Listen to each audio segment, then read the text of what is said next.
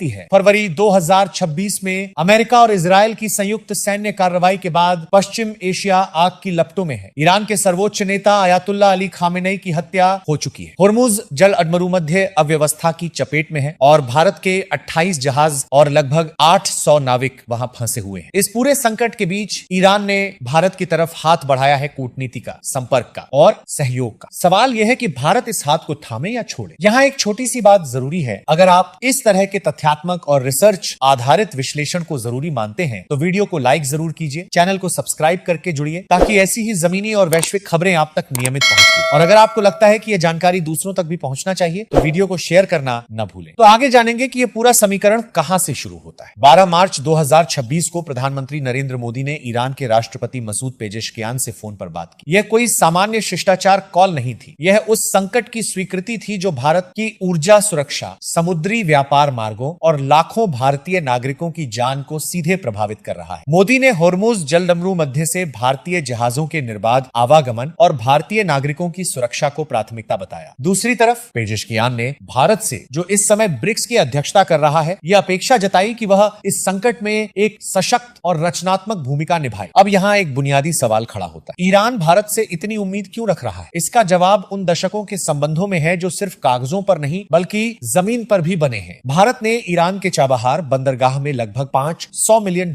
का निवेश किया है। यह बंदरगाह भारत को अफगानिस्तान और मध्य एशिया तक पाकिस्तान को दरकिनार करते हुए पहुंचने का रास्ता देता है। मई 2024 में भारत और ईरान ने चाबहार के शाहिद बेहेश्ती टर्मिनल के विकास के लिए 10 साल का अनुबंध भी किया था। इसके अलावा international north south transport corridor यानी इंस्ट, जो लगभग 7,200 किलोमीटर लंबा है, भारत को ईरान के रास्ते रूस और यूरोप से जोड़ता है और इसके जरिए माल ढुलाई का समय लगभग 40% तक कम हो सकता है। भारतीय कंपनियों ने ईरान के तेल, गैस, पेट्रोकेमिकल और उर्वरक क्षेत्रों में लगभग $20 अरब निवेश करने की इच्छा जताई है। ओएनजी विदेश लिमिटेड के नेतृत्व में एक भारतीय संघ ने 2008 में फरजादबी गैस क्षेत्र की खोज की थी। इसके भंडार भारत के कई घरेलू गैस भंडारों से कहीं अधिक बड़े बताए जाते हैं। यानी सिर्फ राजनीतिक नहीं, आर्थिक और ऊर्जा सुरक्षा की दृष्टि से भी ईरान भारत के लिए अत्यंत महत्वपूर्ण रहा है। लेकिन यहाँ वह पेच है जो इस पूरी कहानी को जटिल बनाता। अमेरिका की ओर से बढ़ते दबाव ने भारत को एक ऐसी स्थिति में खड़ा कर दिया है जहां वह न पूरी तरह तेहरान के साथ खड़ा हो सकता है, न पूरी तरह वाशिंगटन की राह पर चल सकता है। अमेरिका ने अप्रैल 2026 के बाद भारत को चाबहार बंदरगाह के संचालन के लिए प्रतिबंध छूट देने से इनकार कर दिया है, जिसके बाद भारत ने इस परियोजना में अपनी वित्तीय भागीदारी कम कर दी। यह एक बड़ा झटका था क्योंकि भारत ने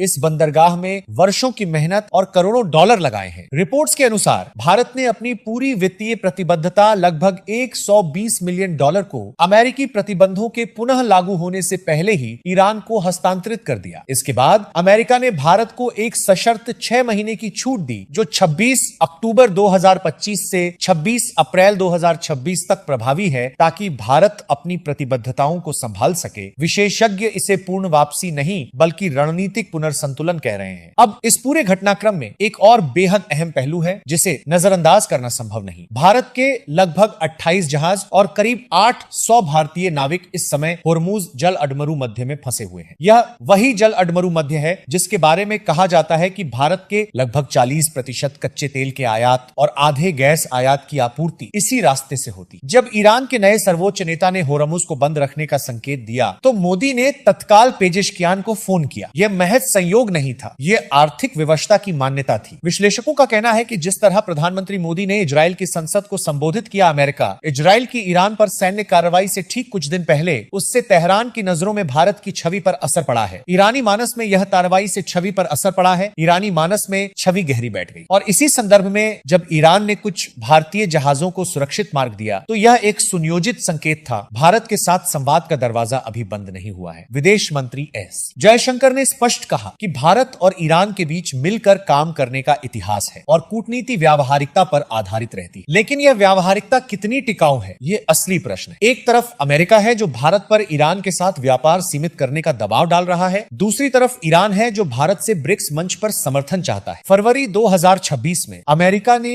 एक कार्यकारी आदेश के जरिए यह ऐलान किया कि जो देश ईरान के साथ व्यापार करेंगे उन पर 25% अतिरिक्त शुल्क लगाया जाए। यह भारत के लिए सीधी चेतावनी थी और इस चेतावनी के बीच भारत एक व्यापार समझौते की वार्ता अमेरिका के साथ भी चला रहा है। यह वह दौराहा है जहां नीति का असली परीक्षण होता है। अगर भारत ईरान में अपनी उपस्थिति कमजोर करता है तो चीन उस जगह को भरने में देर नहीं करेगा। 2021 में चीन और ईरान ने 25 साल का सहयोग समझौता किया था और रिपोर्ट्स के अनुसार बीजिंग ईरान की अर्थव्यवस्था में 400 अरब डॉलर तक निवेश की योजना बना रहा है। यह महज आर्थिक प्रतिस्पर्धा नहीं है, यह भू राजनीतिक वर्चस्व की लड़ाई है। अगर चाबहार पर चीन की पकड़ मजबूत हुई तो इंस्ट का पूरा ढांचा, जिसे भारत ने अपने यूरेशियाई भविष्य का ताला खोलने की चाबी माना है, वह भारत के हाथ से निकल सकता है। रणनीतिक विश्लेषक सी राजा मोहन ने चेतावनी दी है कि चाबहार महज एक बंदरगाह परियोजना नहीं थी, ये यूरेशिया में भारत का सामरिक पुल था। इस पुल को खोने का अर्थ होगा दक्षिण एशिया और मध्य एशिया के बीच भारत की भूमिका का सिकुड़ना, और उस खाली जगह को भरने के लिए प्रतिस्पर्धी शक्तियां तैयार बैठी हैं। अब एक और पहलू, भारत की विपक्षी पार्टियों ने सरकार से सवाल पूछा है कि जब ईरान पर हमले हो रहे थे तो भारत ने इसकी खुलकर निंदा क्यों नहीं की। यह सवाल सिर्फ राजनीतिक नहीं, रणनीतिक भी है। भारत की रणनीतिक चुप्पी ने तेहरान को संदेश दिया, लेकिन दूसरी तरफ ईरान के साथ खुलकर खड़े होने पर वाशिंगटन और तेल अवीव के साथ संबंधों में जटिलता आ सकती थी। इस पूरी अवधि में ईरान ने भारत के प्रति धैर्य बनाए रखा। जब भारत ने ईरानी तेल ले जाने वाले 3 जहाजों को अपने तटीय जल में जब्त किया तो